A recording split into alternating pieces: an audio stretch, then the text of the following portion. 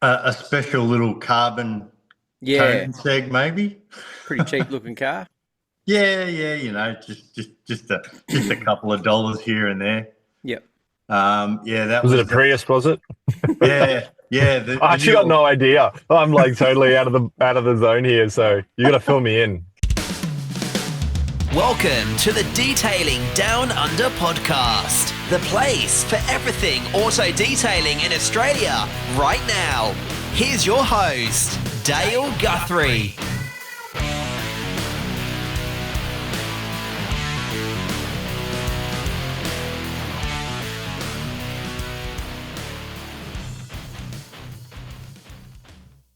G'day and welcome to the Detailing Down Under podcast. I'm your host, Dale Guthrie. Back once again, so hope everyone's well and busy. And Joe, how are you this morning, mate? Great, mate. Really, Good. really good. I'm in southeast Queensland. Temperature is like 18 degrees, which is winter in North Queensland, so I'm living the dream. Yeah, I think winter's here, especially down where I am too. It's back. So, How cold? Like yeah. you're always in a hoodie, so I never know. Nah, you never know. It's in the morning, so, Oh yeah. and daylight savings is finished, which sucks. So, yeah, Oh can probably yes. timestamp this episode. So, yeah. yeah, we got our bonus epo out as well. So, Yeah. yeah, a little bit of F1 chat there. I suppose you woken up from the weekend's race? That was boring. Yeah, yeah. It was a little bit quiet. Not much action. I was hoping for a safety car. I was, especially when Norris decided to mow the lawn out of the pit lane. Um, But yeah, it was. I almost fell asleep on the lounge because I was pretty tired from doing the 19-hour drive. But yeah, still stuck through. So, Yep. what about you? Yeah, it was a bit. Yeah, I wouldn't say I was that hungover, but I was a little under the weather. But yeah, I, it was good. I thought it was going to get entertaining at the end, but not to Hmm. see. So, but anyway, well, Quick question for you, Dal, real quick. yeah. Have you checked out? Obviously, it was we had April Fool's Day a couple of weeks ago. Oh yes, Did you see that video about the drive-through PPF? I forget who did it. That was I so. did. Do you remember who did that? I think they were a local shop. I think they're really good with their content too. But yeah, Oh, we got drive to through. find it Yep. because everyone needs to watch it. It is so good. They do a video about releasing a new film, and it's called Drive Through PPF, and it's like they glad wrap was it a Lambo or a Lambo. McLaren or something? Yep. And they just talk about what the warranty includes, and just so good. Like it was just so funny. I thought this is amazing. So much effort, so much effort went into it. I'm like, if that gets you a few jobs, then well done. But we'll have to find the link and put it up with this app. But yeah, every detailer just needs to appreciate what they did because I could really relate to that. Yeah, that was hilarious. A lot of work went into that. But yeah, Yeah, yeah. yeah, the April But Fool's sorry, keep stuff going, man. far out. I had to throw that in there. Yeah, that April Fool's stuff. It's yeah, there was a couple others. Yeah, I know a mobile guy said he was selling up and everything or doing something. So there was a few little funny ones. So it was interesting. Oh man, can open up a real can of worms Yeah. if you're not careful. So Anyway, well, we're ripping today. So we're yeah, back let's go. off, heading back down to Melbourne. So got Brett from Sullivan Kerr Auto Care. Morning, mate. How you going? Morning, mate. Morning, Brett. Morning, Joe. How's things down there? Yeah, good man. Good. Busy, busy. There's always something to do. What with the dealership is on the other side of me, and then yeah, my side, and well, my boss's side, and I just run that. So it's yeah, there's always things to do. If I'm not doing my jobs, then I'll be doing stuff in the showroom and that. Yeah. So Yeah, because I always wanted to know, like, yeah, you've been a follower of the podcast for a long time since we started, which has been good. So, yeah, man, and definitely. yeah, I follow what you do as well, and obviously, I think the Sullivan Kerr showroom side or the dealership side, I think that sort of blew up recently with a special car being sort of tied up with you guys, I believe. A special little carbon Yeah, coating seg, maybe. pretty cheap looking car. Yeah, yeah, just a couple of dollars here and there. Yep. Yeah, that Was it was a Prius? Was it? yeah. I The actually new got no idea. I'm like totally out of the zone here. So you got to fill me in. Sorry, so man. so my boss is the Australian sales and service for Koenigsegg. Okay. Yeah, so we had our first one in a few weeks ago. For I don't know if you guys have heard of Adrian Portelli. Yeah, Yes. yep. I Yes, watched the so it YouTube was Friend of the video. it was podcast. yes, so it was Adrian Portelli's car that he bought. So Oh, wow. yeah, so that was pretty full on to see an actual running, moving, going, yeah, finished vehicle. So yeah, unbelievable. So they are just a next level. That's Absolutely. so cool.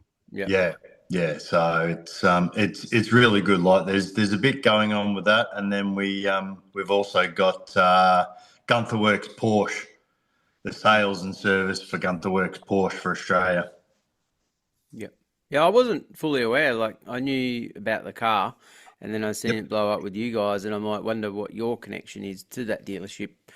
Are you, yep. yeah, and how that works, and but yeah, I thought that was pretty cool. And did you get to do anything to the vehicle or not? Basically, Matt, honestly, all I did was I came over and had a bit of a look at the car once when it came in, and seriously, there was nothing to do really. It was basic. It was wrapped up that airtight.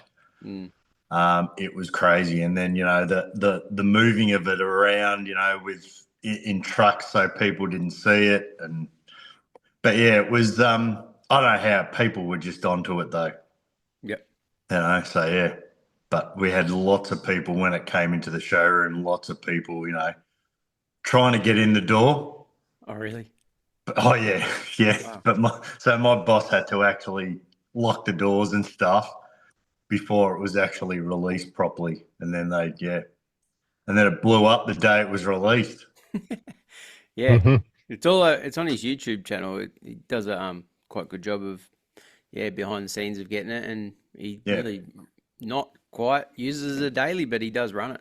He does Oh drive it. mate, he's been running it a fair bit, I think. Yep. So yeah, No, I know quite a few guys are into them sort of cars in the industry, and yeah, they're yep, pretty impressive. I've other channels I watch from the UK.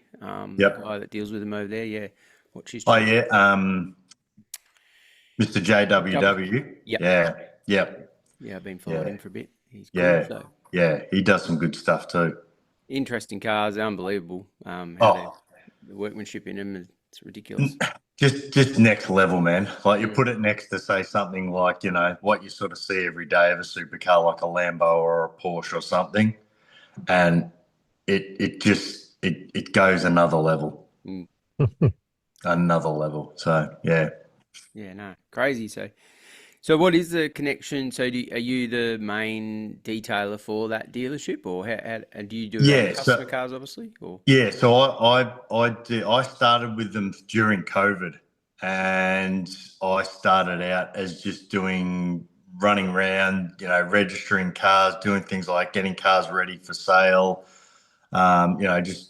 just doing those sort of odds and sods. And then my boss sort of saw what I could sort of do with cars, and then he said, "Well, let's start an actual detailing business and start doing ceramic coatings and all that sort of stuff."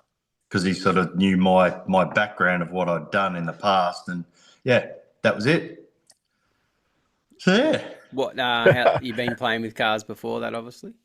yeah, like I've been sort of in and out of the detailing industry for quite a number of years, and it's just yeah, I've always stuck with cars. I've always loved cars, so it's yeah, Yeah. I've stuck to what my passion is. That's cool. How So does yeah. it so if someone's purchasing a car, because they sell every other day cars or high end cars, obviously? Yeah, so they sell that my boss he buys and sells all sorts of stuff. Doesn't matter what it is, and if there's something you're looking for specifically, especially on the Porsche side of things, because his background is very, very big on Porsche. And that's the way they've sort of gone now. They're very much a Porsche specialist. But anything, like if you're looking for a certain car, he will source one. So, yeah, that's the sort of side of things. And then I just sort of, if a customer's, looking to get my stuff sort of done, the other side with the coatings and that, then they sort of upsell with all that sort of thing before the customer does the complete buying of their car. Yep. So, did you get to choose the coating? yeah, like he basically just sort of left it with me to sort of set stuff up and do whatever. And yeah, I started off with one coating, and then we moved to a couple of others, and then yeah, I finally settled on what we're using now, which is it's awesome. Yeah. Which is IGL. So we love. Yeah, I love it. Yeah. The background of IGL and just the support and everything is amazing. Yeah. Eamon's a big fan. Eamon is amazing. For what he does and how he runs IGL Australia, he is very, very switched on, and he just so much support and help. Yeah. So, but yeah. So what are the people like that you deal with? Because they're buying a car. Most of them are high end. Like I'm assuming all of them are above 100K. Correct me if I'm wrong. Which is very easy to do these days with any car. Like a lot of cars are above hot. So, okay, yeah, let's give our viewers, our listeners an understanding. What are the cars that you're mainly working on that you code and do work on in the business? Yeah, so mainly, yes, it's more sort of your sort of prestige, and then you go into your bit higher end stuff like, your Porsches, your Mercs, Lambo, whatever, no? Yeah. Yeah. It's been mainly this year, it's been Porsche because of the way they've gone in being a Porsche specialist. Cool. Like if you go into the dealership at the moment, there's probably about 20 to 25 Porsches. Yeah. And all ranging from different models, from earlier stuff to current stuff. Can you I don't know if you're able to say this, Yep. but can you stereotype different owners of cars? So like Lamborghini owners tend to be more like this. Porsche owners are more like that. McLaren owners have these things in common. Is it a bit like that? Honestly, I've never really had anything like that per se. It's a lot of the customers that we deal with they're pretty down to earth. They're pretty sort of laid back. We've got some really, really good customers and my boss that are actually friends in that as well. Cool. And they have a few cars in their collections, and honestly, you wouldn't even pick it that they have that they're just who they are. They love their cars, and they like to add to their collections and stuff. I've never really come across, working in this business, in my previous business that I had a few years ago, that when I was mobile detailing, you get different people. Some are a bit more, this is what I think and this is what I want you to do. And this is, and it's more like telling you how to do your job. Yeah. Yeah. So, Because personally, I don't know if you've had this, Dale, but personally, I just had like Lamborghini owners were always just a pain. Like everything revolved around them. Like even when we hosted a charity car show and we had all these nice supercars on display, all privately owned, who were the three cars that were late and everyone had to wait for them to come in? It's like they kind of had like a standing ovation because everyone was waiting. It was three Lamborghini owners. And Fashionably. and it was just like, I hate you guys. Nah, but anyway, that's why I was just curious. I was curious, but that's good. Yeah, That's really good to know. yeah. No, nothing that I've come across working in this business, and like I've been Yeah. with these guys. It's coming up for 5 years. I've been with these guys, and Andrew, my boss, has got a lot of people that have followed him from when he was back at Porsche days, working for Porsche Melbourne. So that's 20 plus years ago. You're right. So and a lot of his clientele have followed him, and Love I'd a good say not, relationship. yeah, 99% of them are pretty down to earth, pretty nice people. You know, they want to listen to you and what you think. They ask you what you think because, well, they turn around and say, well, I don't know about detailing a car, so I'm asking you because you do it day in, day out. So, yeah, yeah. Because that can be the trade-off of supercar owners. Like, yeah, you get the great car, but Oh, definitely. they expect you to do a discount because sometimes they can see as I'm helping you because I have a really nice car. So what are you going to do for me? And that was just everyone's got a different experience, and I'm happy that you've got such a good experience, and I feel like that's because of the relationship. They're coming to you guys because they know Sullivan Kerr have the goods, and they've got what they need. So it's a different mindset, which is great. Yeah, but I definitely get what you're saying with, there are some out there that, like, well, you give them a quote on their, their Lambo or their whatever, and it's like, well, nah, can't you do better for cash? That's an oldie. Can't you do better for cash? Well, it's going to be the same price. Yeah. And then they haggle, and then you end up spending however long doing the car, and you go, well, that's why it's Yeah. this much. Yep. Because the amount of time it takes to do every little single thing that you're doing on that car, it's just, that's why you have to charge accordingly. So, yeah. No, it's probably good. Like I was just thinking, like you are sort of, we always talk bad about the dealership detailers, but you're sort of connected to one, and your profile seems to be like right up there. So to work within a dealership, you're actually probably showing them how that should be really. Yeah, I think being that it's more of like it is a dealership, but it's more of a specialty dealership where it's not like that typical big dealership where they go, oh, here you go, you get 45 minutes to do a brand new car, and you look at it and you go, well, I'm gonna need way longer than that. And you get, and you know what, you don't. That's the thing about dealerships, and I'm not going to badmouth them, but I've worked in dealerships before, other dealerships, but it's just the dealership, in my opinion, needs to look at the detailer being one of the most important people in that place, because at the end of the day, that the detailer is the person presenting that car to the customer that the salesman has sold. Yeah.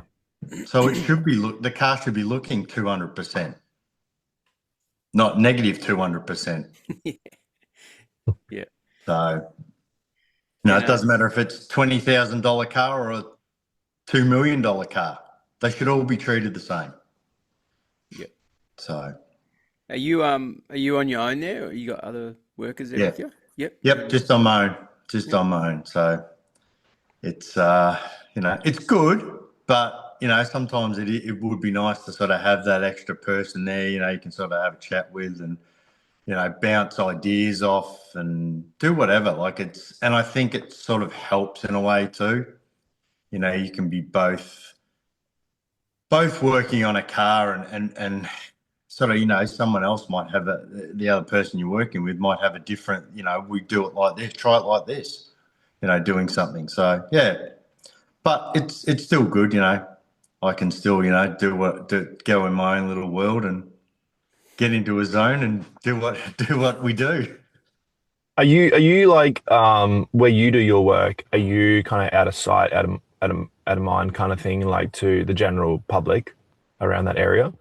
As You don't in, get walk-ins. You don't get walk-ins who come see you directly, um, or being where I am and how it's sort of set up, like it's only a little room. It's a little room. It's yeah, got a full fronted glass window or windows, and people have seen what I'm doing. You know, if I'm out the front washing a car or preparing a car, they'll see it. I've had a couple of people just stop and ask and stuff like that, but it's mainly more when people come into the dealership or, you know, previous customers that have had work done, whatever. Yeah, yeah, that, cool.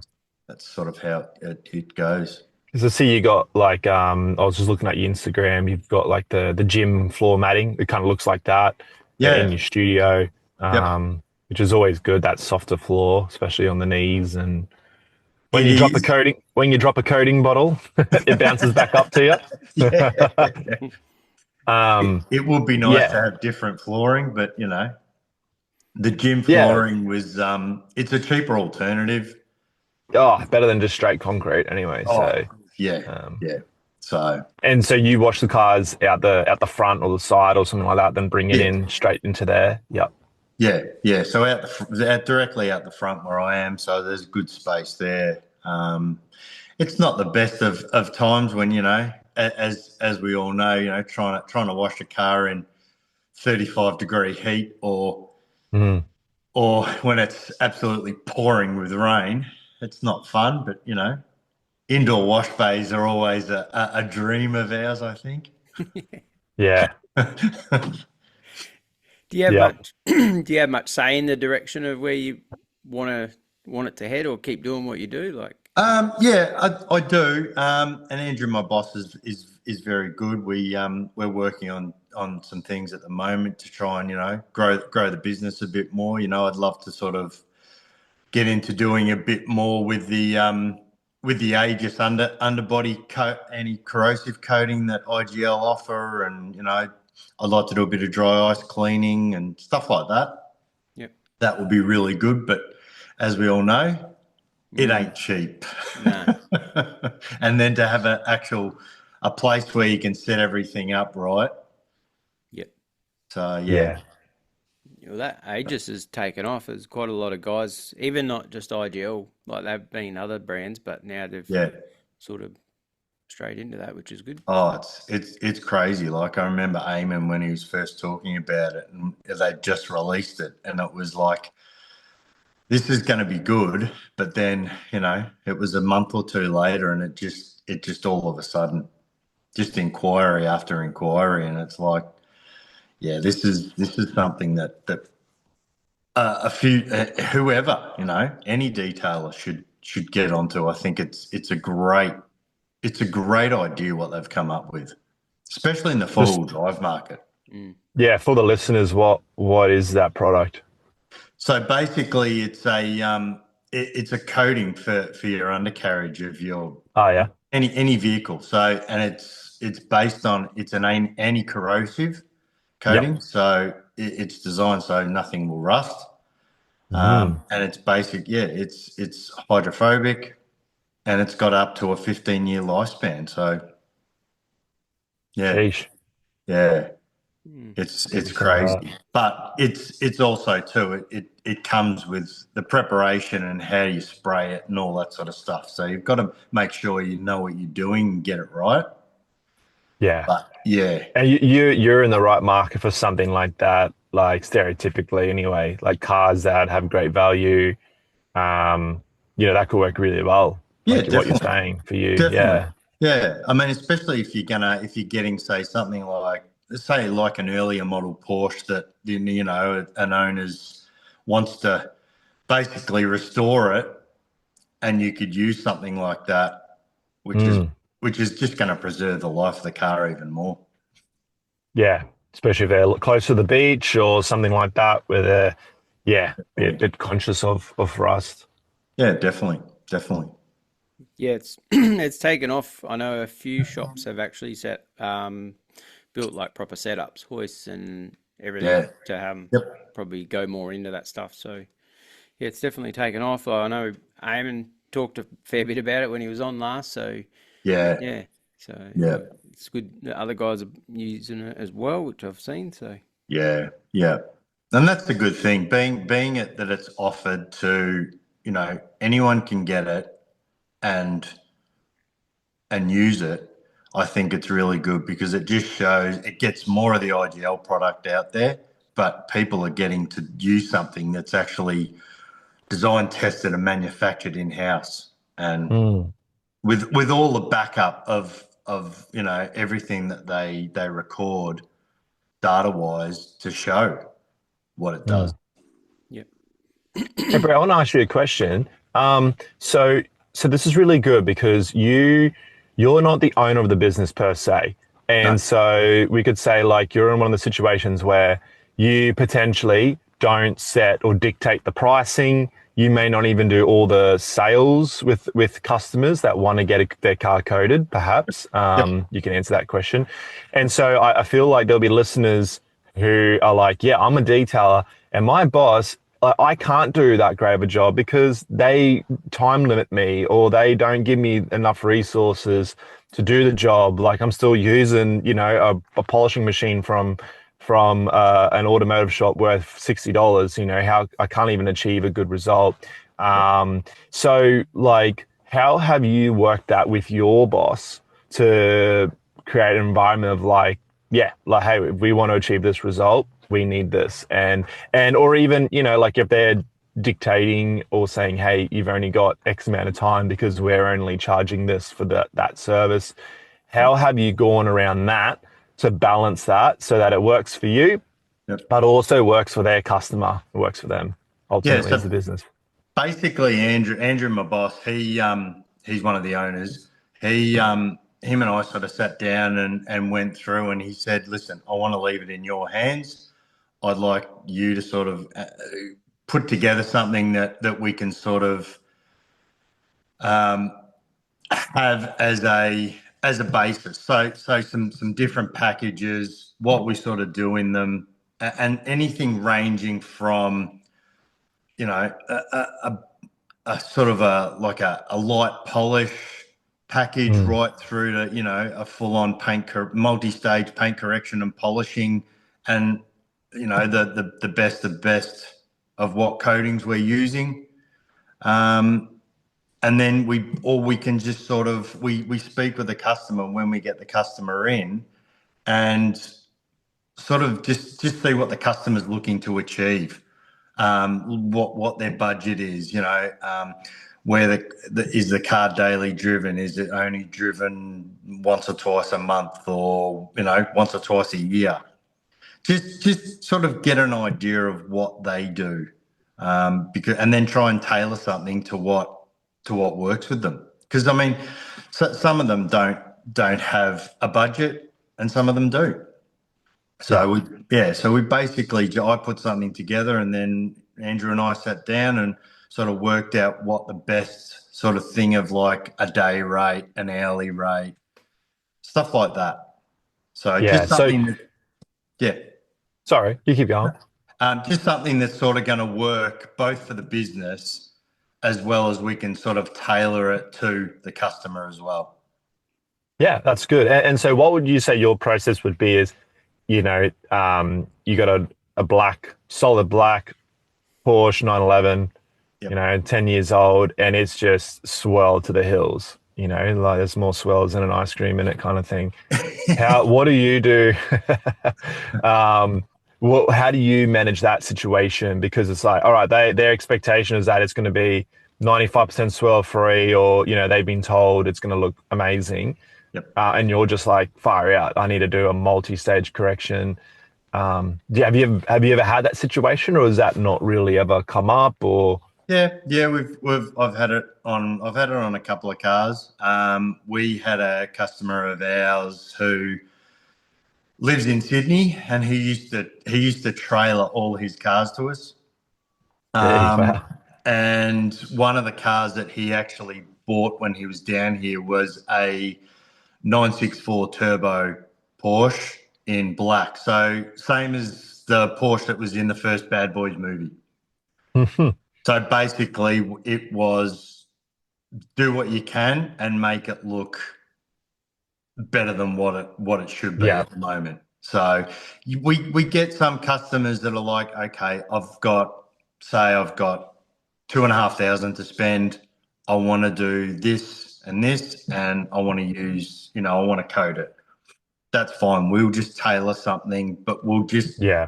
basically talk with the customer to say, okay, we can do a two-stage paint correction, but we're going to use say like a 2-year coating instead of like Yeah. a 4 or 5-year coating.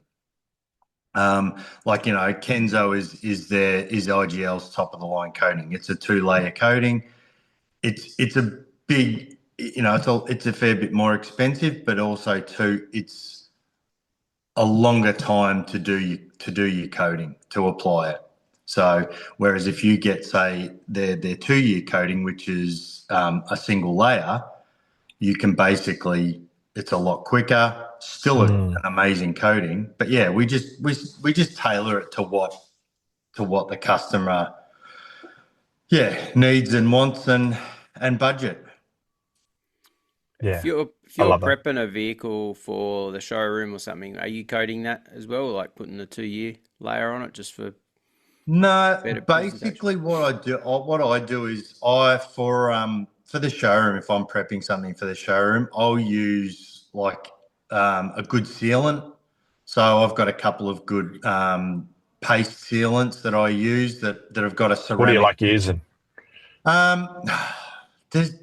That's the thing, man. Honestly, there is so many good products out there these days, and it blows your mind on like, how many do I have to have that I can use that are still really good? Like I've got a Jesscar ceramic sealant, which is sort of a 6 to 9 month longevity. I just apply it with a machine. It's really nice to apply. It's really easy to remove. And I find that it gives it a nice look for the showroom. Sometimes I might do Nice. a wax depending on what the car is. If it's more of say it's a rarer type Porsche that, we've prepped and you think, well, something that's going to really make it pop. Yeah. Waxes can always do that, especially depending on the Yeah. wax. Because you're not going for long-term protection. You want it to look as best as it possibly can in the Yeah, showroom. definitely. Yep. So wax, Definitely. baby, wax. Oh, and some of the waxes, I don't care what anyone says, waxes are still amazing, Oh, and yeah. Yeah. you've got a lot of good waxes out there. You've got a lot, like I said, you've got a lot of good products out there, especially protection stuff, be it ceramic, graphene coatings, waxes, sealants, even some of these, the spray coatings and stuff these days. Some of them are just so easy to use, but the results and the look they give, it's amazing. But it blows your mind. I don't know how you guys are, but it just blows your mind how saturated the detailing industry is with products these days. And Yeah. and I'd say 95% of them are unbelievable. They do what they do. They give different looks. They give different protections, durability, longevity, whatever. It's very rare. And I'm not going to, I would never badmouth something unless it's absolutely crap, which we all come across those. We all do some testing here and there, but Yeah. most of the products that I've used have all had their place in the industry. But I'm gonna say the A word, auto smart. Like, it's like for a forbidden, a taboo word on the detailing groups on Facebook and stuff. It's like, you're a bad detailer if you use auto smart. And it's like, well, I think I'm a smart detailer for using them in the right way, like on the right car, because they achieve the same result, if not better, and cost way less, Yeah, and you got to be strategic about it, obviously. But definitely. there's a definite place in my arsenal when it comes to auto Of smart. course. Yeah. Definitely, definitely, and they do because and a lot of professional details out there. I can guarantee if you ask them, they will turn around and they say, "Yes, I have got one or two products at least from AutoSmart that I use because, like you said, cost effective, and if you use it right and do your right dilutions and whatever else, they work really well." Mm. Yeah. Like if you're So correcting a car, you don't need the most expensive car wash. You just got to get it clean. that's right. You know, That's right. so rip out Canuba Shield for $100 for 20 liters or whatever it is, and wash it with that, and then use the best compound and stuff to achieve that end result. Like you don't need the duck's nuts when you're just washing the car. Like, yeah, you just got to get it clean. Yeah. No, definitely, Cool. definitely. Yeah. It's good insight, man. Yeah. No, I'm a big fan of them products as well. So I know quite a few guys are in this industry, believe it or Hey, not. You're that gonna get what? cancelled, mate. You're gonna get cancelled. Nah, it's all right. Bring it on. So, You're I gonna would get love those to hear people. from the AutoSmart, like get like the Australian distributor, like the owner of the Australian franchise on. It'd Yeah. be a ripper to hear what they have to say. Oh, definitely. And you know what? I think you're going to get some of these keyboard warriors that are going to listen to some of these podcasts, and they're going to go, "Oh my God, you said auto smart." Oh God, and then they'll get on their keyboards and start sending you messages, and it's like, Man, I love going on their truck. You know, you open that door, you step yeah, up, and it's just like, it's like if you've ever been on a Snap-on truck. yeah, yeah. This one's just a lot cheaper. That's all. Yeah, yeah, that's it. That's it. But like that, it'd be good to have a detailing truck that was like the same alternative to a Snap-on truck as well. Yeah, You have yeah, the Auto yeah, Smart one, and then you have your next one up. And yeah. That's it. So good. What were you gonna yeah. say, Dale? Um, are you, or do you know of any other details in your area down there, Brett? um, yeah, I know other details sort of around Melbourne and stuff like that. You sort of, you speak now and then. Someone might send you a message. Hey man, how's it going? What's been happening? How you doing? How's work? All that sort of stuff. And I think you do that now and then because you get so busy with trying to concentrate on getting your own work done and doing what you're doing. Yeah, you try and do it, and it's as you guys know. I mean, when you've got kids and a family and all that sort of stuff, it takes it away from everything. Mm. But you just try and do what you can do. You reach out here and there. And if they're any kind of people, I'll turn and say, "Hey, man, how's things? Been a while. What's been happening?" Yeah. That's good. No, other than, are you a big Sonax guy as well? I started off with a bit of Sonax, and then I sort of moved into other brands as well that I use. I mean, as you guys know, there's no detailer just relies on one brand. One brand product, yep. Well, I Yeah, mean that's sort of how I sort of take it, and that's what my opinion is. You can guarantee that you can go into my cupboard of where all my compounds and polishes are, and I'd say there's about 10, maybe 15 different brands, but yeah, they've all got their place. yeah, You'll have a headache car. It'll come in and you'll be trying different compounds or polishes or whatever, and nothing's working.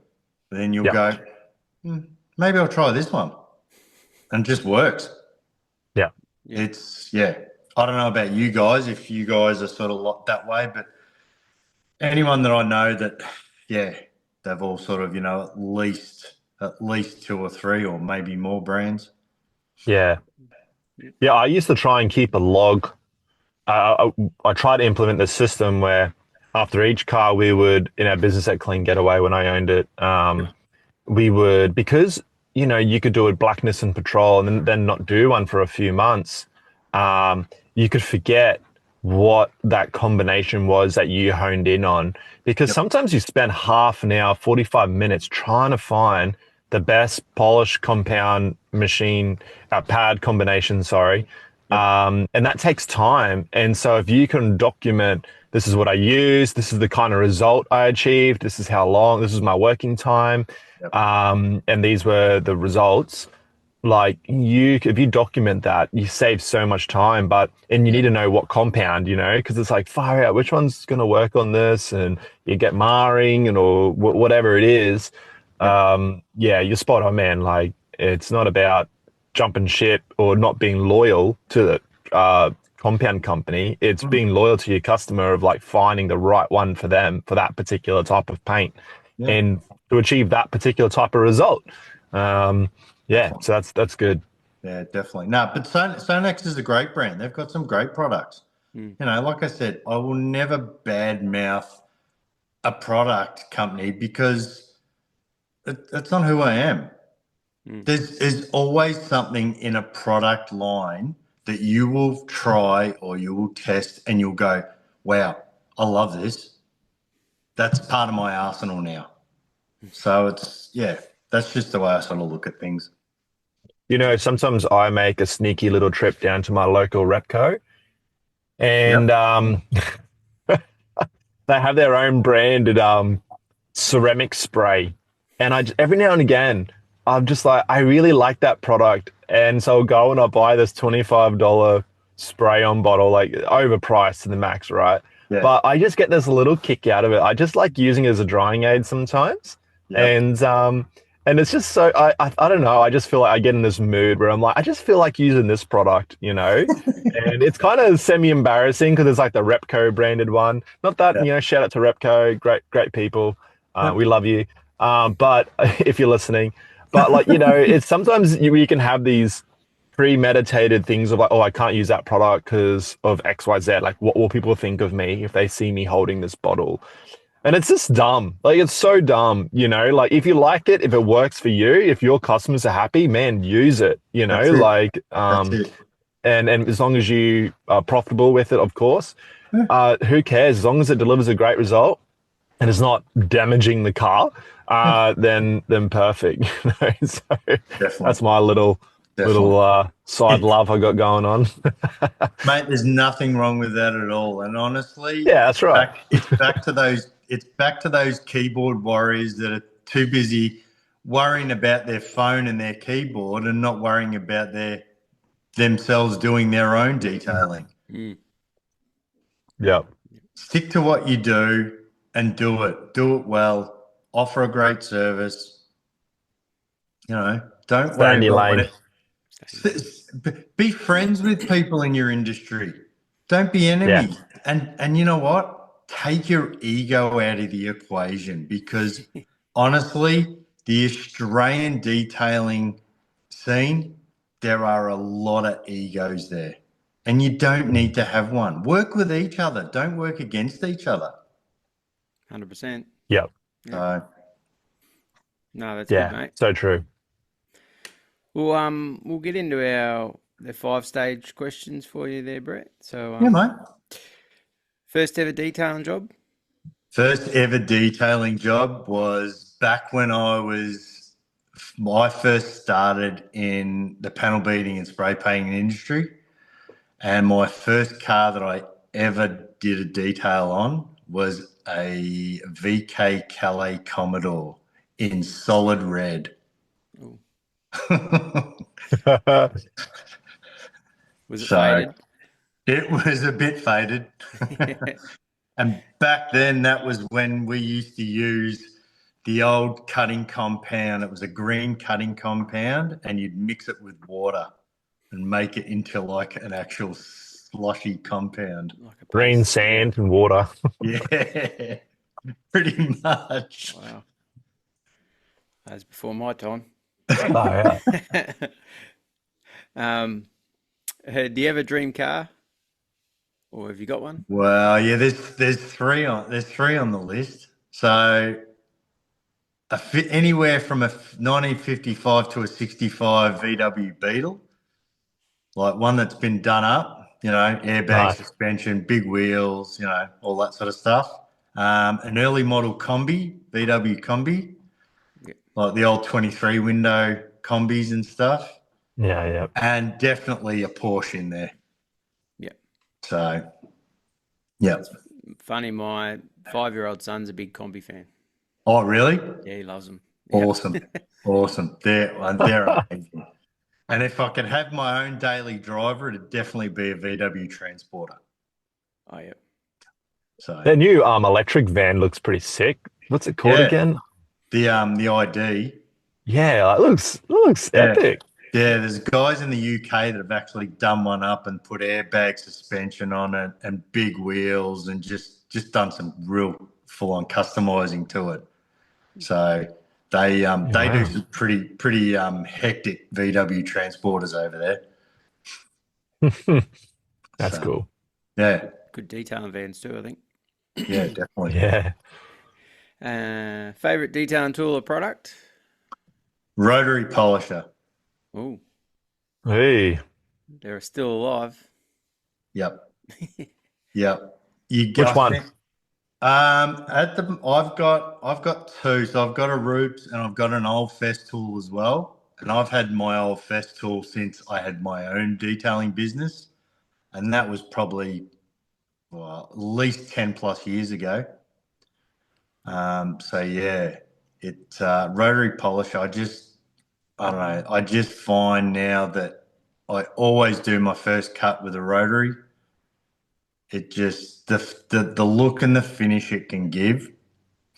Well, the look when you're cutting, Yeah. the look it can give on paint. It just But yeah, it's I don't know. They're just a lovely little scalpel to use on some really nice paint. Yeah. You with your background too, that would help, like your background panel beating and all, like in that industry. Yeah, Yeah, yeah. that's awesome. I mean, there's still, and I mean, I'll say it till I'm black and blue in the face. I've been in the industry quite a few years, but you know what? I'm still learning every day Yeah, cool. because you're going to come across a paint system or a car that just absolutely stuffs with your mind, and you're back to learning again. Yeah, So, yeah. yep. Oh, cool. A tip for a detailer starting out? Practice, practice, practice. And just ask questions. Speak to other detailers. Be friends with other detailers. Like I said, don't be enemies. Pick other people's brains. And if the other people are good people, they're not going to turn around and go, I'm not telling you my secrets or, anything like that. Just definitely practice. Get an old bonnet or an old panel from a wreckers that you can play around with polishing on and doing anything, I suppose, in the detailing industry. A seat from the wreckers to, practice cleaning and using different cleaning tools and cleaners. But yeah, yep. That's a good one. And your interests outside of detailing? What's your weekends look like? Yeah, music, bike riding, so push bikes. Not that I've been on one for a while. That's what happens when you have a family, and then you got to try and make some time. Yeah. Yeah. Spending time with family. I've got a pretty amazing family that we just all can get together and just have a good time. Yeah. Yep. Catching up with friends, stuff like that. Yep. Going out here and there, which is, probably once or twice a year. You're not 21 anymore? Nah, far from 21. Aren't But we all? yeah, that's it. Nah, cool, mate. Cool. Oh, you got anything else, Joe? You're all good? Nah, that's good, man. It's been really good chat, actually. Yeah, it's been a great chat. Thank you for reaching out.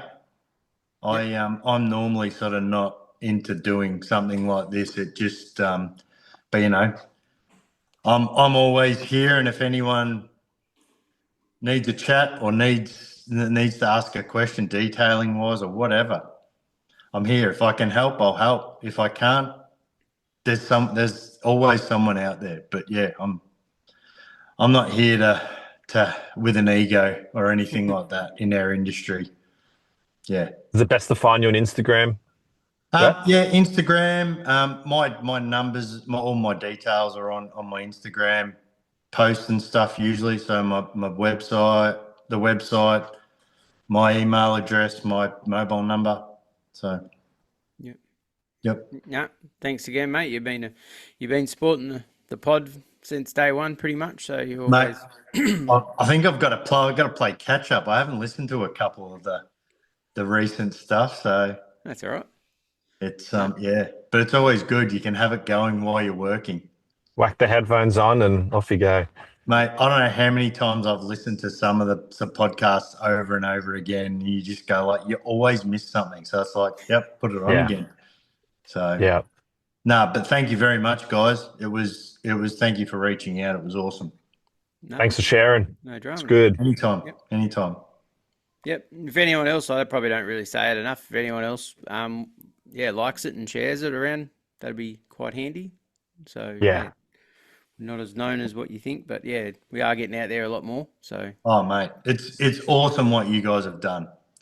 You know, doing this, it's amazing. It's because, you know, you get all the guys overseas doing podcasts and stuff, and they're great to listen to. But doing here in your own country, you've done amazing, Dale. Definitely. Yeah. Well, Joe's helping this year. He's come along and That's helped me awesome. massively, and been a good asset to what we're That's doing. great. So, That's great. yeah, no. So, and thanks everyone for and we've got a few coming up as well, and we've got a few in the bank still as well. So. Yeah, there's a few pretty amazing detailers out there, man. Yeah, we haven't got to them all just yet, but we're getting around. Yeah, that's great. So, all right, we better All go and good. do some work. Beautiful. All right. Thanks heaps, Dale. Thanks, Joe. Thanks, Cheers. Brett. Take it Talk easy. soon. Cheers. Definitely. Bye. That was another episode of the Detailing Down Under podcast. Subscribe now for everything auto detailing in Australia.